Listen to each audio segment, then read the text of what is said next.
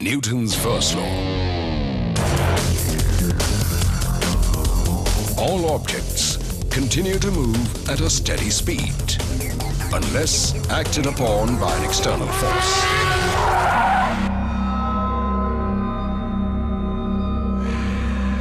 The second law says that the force applied on object causes acceleration.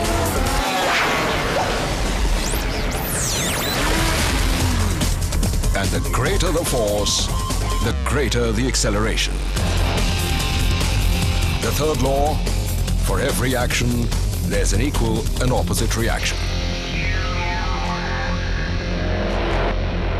You missed your theory, Mr. Mera. What's your excuse? Attending practicals? The new Apache RTR 160, 15.2 bhp. It's now or never.